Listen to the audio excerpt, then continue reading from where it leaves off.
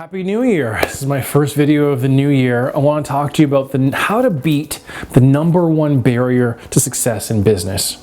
And you go, whoa, tall claim.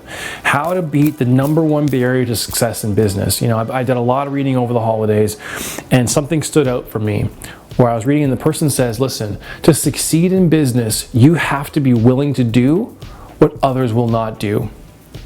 And that sounds like a very oversimplification, but it's true.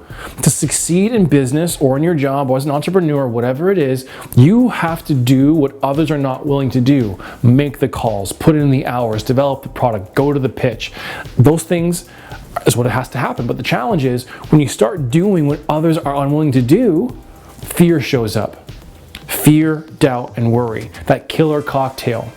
And what happens, that killer cocktail leads to pressure. And under pressure, what happens is our ability goes down, as we've covered before.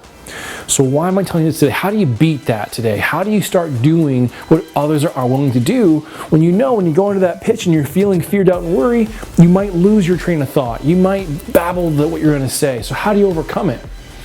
And funny enough, I do a lot of reading.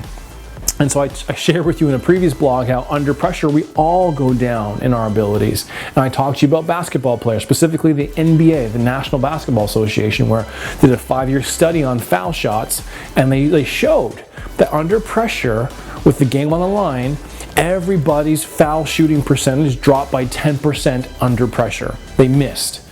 Okay? So it's like no one gets a pass in this area. But as I was reading over the holidays, I realized that's not necessarily true. I found some people who actually do get better under pressure. And they're the ones who can beat the number one barrier to success in business. And it's a learnable skill.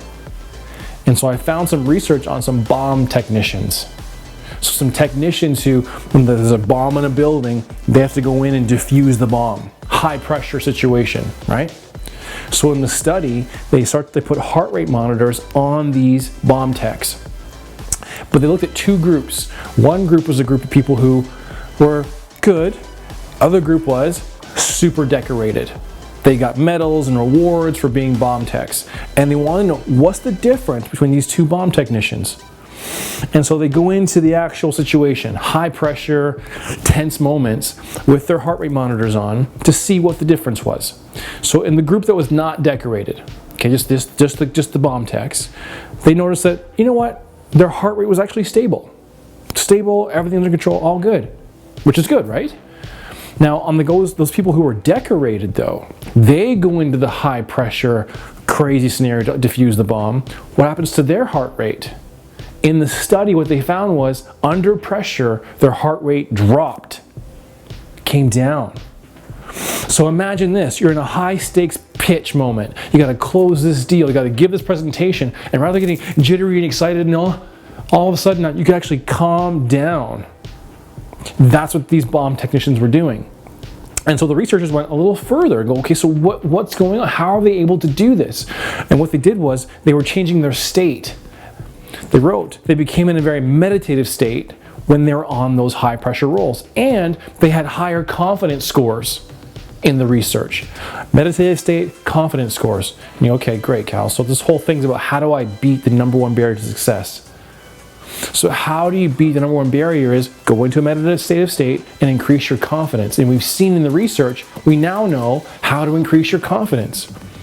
Right? So increase your confidence using your state. So what is state? State's a combination of how you think and how you feel.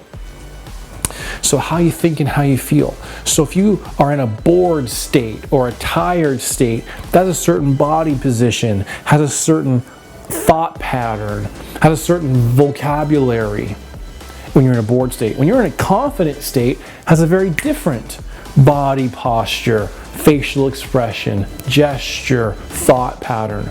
So if you're trying to get to a confident state, you have to start to stand confident. You have to start to think confident, speak confident. The research shows as you talk with more confidence, it generates confidence in you. As you stand with more confidence, people take more risks. They feel more certain. That's also in the research.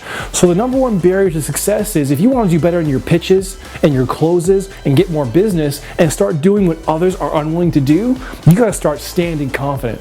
You gotta start talking confident. You gotta start gesturing confident. And as you do that, you'll beat the pressure and you will find a way to win. I'll see you on the next one. Hey there, thanks for stopping by and thanks for watching. Listen, if this video really resonated with you, make sure you subscribe to my channel so you get the latest updates on how to find a way to win and really perform well under pressure. And for an even deeper dive on the training, go by my website, calvinstrong.com. I promise your time will not be wasted. All the best, until next time.